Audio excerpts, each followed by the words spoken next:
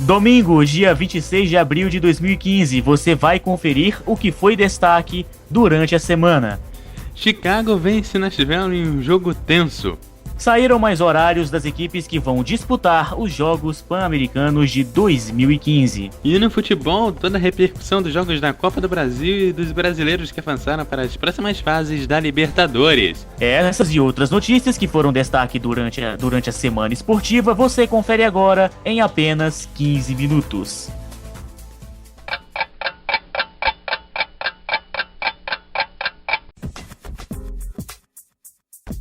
Norberson, vamos abrir aqui o programa. Quero saber o seguinte, você já tentou fazer uma grade de programação?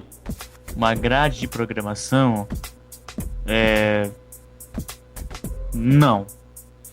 Porque assim, aqui no Gelo, não é, jogo pela NHL, nós tivemos o jogo entre Nashville e Chicago, que provavelmente, se você fosse um executivo da emissora, seria o seu pior pesadelo.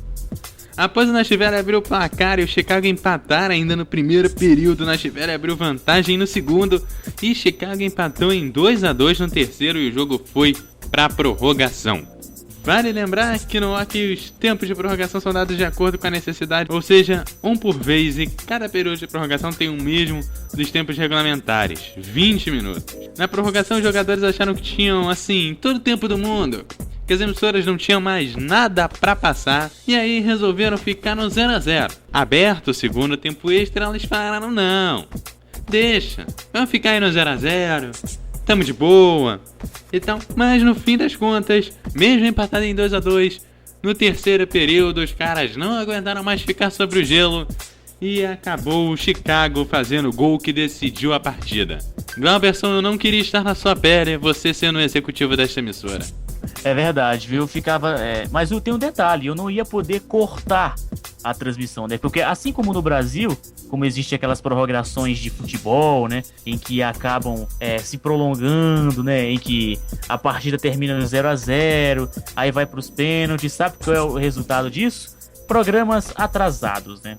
No hockey, assim como no futebol, teve muita retranca por parte das duas equipes, né? Muitas brigas, até que eu acho que o Chicago ele conseguiu abrir uma pequena brecha e fez o gol que decidiu a partida. Pro alívio do executivo, que eu acho que o executivo deveria estar dizendo assim, poxa, graças a Deus que o Chicago fez o gol, tenho que passar as outras programações. E só pra um detalhe, o jogo que deveria durar 2h30 durou quase 5, assim. Pouca diferença, né? Quase um outro jogo.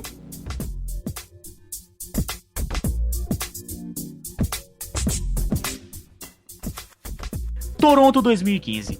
Saíram mais horários por equipes para os Jogos Pan-Americanos de Toronto de 2015. No beisebol masculino, as equipes classificadas foram Colômbia, Cuba, Estados Unidos, Porto Rico, República Dominicana, Canadá e Nicarágua. O primeiro jogo será entre Colômbia e Cuba, no dia 11 de julho, às 13 horas, horário de Brasília.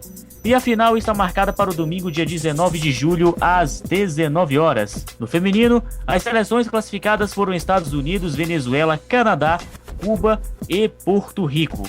O primeiro jogo será entre Estados Unidos e Venezuela, às 16 horas do dia 20. E a final está marcada para o dia 26, às 13 horas. O Bicicross terá todas as corridas realizadas no dia 11 de julho, a partir das 15 horas, horário de Brasília, com o Brasil na disputa. No mountain bike, as corridas masculina e feminina ocorrem no dia 12, sendo a masculina às 11 horas e a feminina às 15. Com o Brasil na disputa do masculino e do feminino. Na disputa da ginástica artística, o Brasil vai levar a disputa por equipes no dia 11 de julho, a partir das 15 horas e 30 minutos. Chegando à final, disputará a medalha no dia 13, às 13 horas e 45 minutos, também conhecido como 15 para as 2.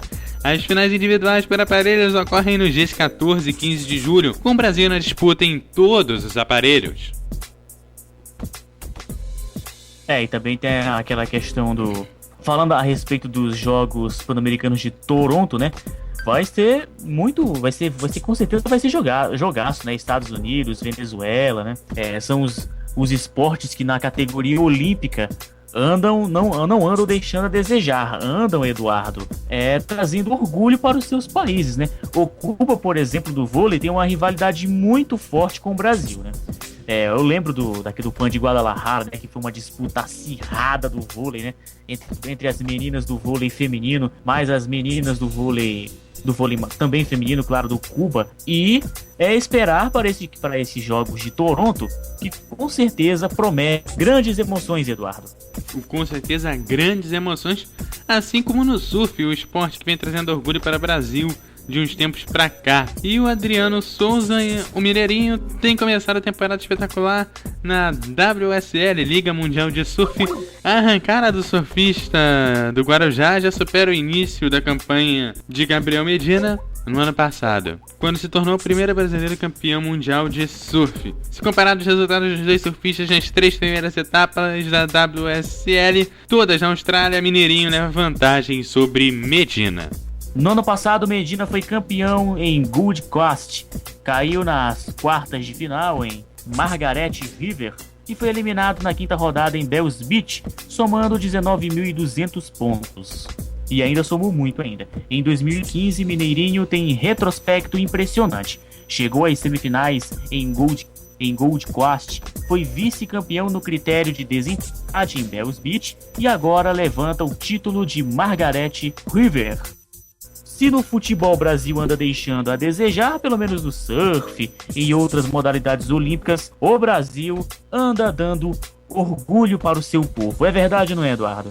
É verdade. Agora eu tenho sentido saudade nesses últimos tempos, com essa questão do Brasil indo bem no surf. Tinha um jogo do PlayStation 1 de surf que eu era mega viciado e eu tô sentindo falta dele agora, porque o orgulho aí pela seleção brasileira. Eu queria saber se tinha algum brasileiro lá naquele jogo, que eu ainda não sei. Eu sempre jogava com americano, com um espanhol, alguma coisa assim. Não lembro de ter um brasileiro lá não. Mas eu espero que nos próximos jogos aí a gente tenha um brasileiro no meio. No mundo do automobilismo, as polêmicas andaram mais rápidas que os carros durante a semana. A McLaren pode não brigar por título daqui a 2 anos. Pelo menos é o que acredita Eric Bauer, que não vê a equipe da McLaren disputando o título mundial antes de 2017. Bauer disse em entrevista ao New York Times que, apesar da dificuldade na parceria entre a McLaren e a Honda, a nova fornecedora de motores da equipe, o chefe Ron Dennis, mantém o apoio ao seu trabalho. O francês declara que Ron sabe o que já fiz e também o que estamos fazendo com a Honda. Estou forçando a Honda bastante. Ron me dá apoio, tanto quanto me cobra. O começo da temporada de 2015 não está sendo agradável para a McLaren, que sofreu nos testes da pré-temporada e ficou no fundo do grid nas primeiras corridas do ano. Apesar disso, Bauer acredita que a parceria da equipe com a Honda está fazendo um rápido congresso, podendo brigar pelo Q3 e pelos pontos. Agora, vamos ao futebol. Futebol é arte. Futebol. Bahia e Ceará entraram em campo na última quarta-feira do dia 22 pela Copa do Nordeste, no estádio Arena Fonte Nova. O Vovô, como é chamado o time cearense, saiu na frente no primeiro jogo da decisão e contou com o frangaço do goleiro do time baiano, Jean. As duas equipes voltam a se enfrentar na próxima quarta-feira. Pela Copa do Brasil tivemos jogos movimentados, a semana da competição de clubes mais democrática do planeta. O Flamengo venceu o Salgueiro por 2-0 fora de casa, no estádio Cornélio de Barros. Já o Criciúma venceu o Bragantino por 3-0 também fora de casa, em Bragança Paulista. E o Ituano ficou no empate com a Portuguesa em 1-1. Mas também tivemos a Copa do Brasil, que agitou a semana. Tivemos jogos importantes para os brasileiros na Libertadores da América. O Atlético Mineiro recebeu o Colo-Colo do Chile e aplicou 2-0. Os gols foram marcados por Lucas Prado e o Rafael Carioca. O Internacional encarou o The Strongest da Bolívia no estádio Beira-Rio e venceu por 1-0 com gol marcado pelo Valdívia. O São Paulo fez o Clássico Paulista contra o Corinthians no Morumbi e fez 2-0 com gols de Luiz Fabiano e Michel Bastos. O Cruzeiro recebeu o Universitário de Sucre da Bolívia no estádio do Mineirão na última terça-feira e colocou 2 no placar. Os gols foram marcados por William e Léo.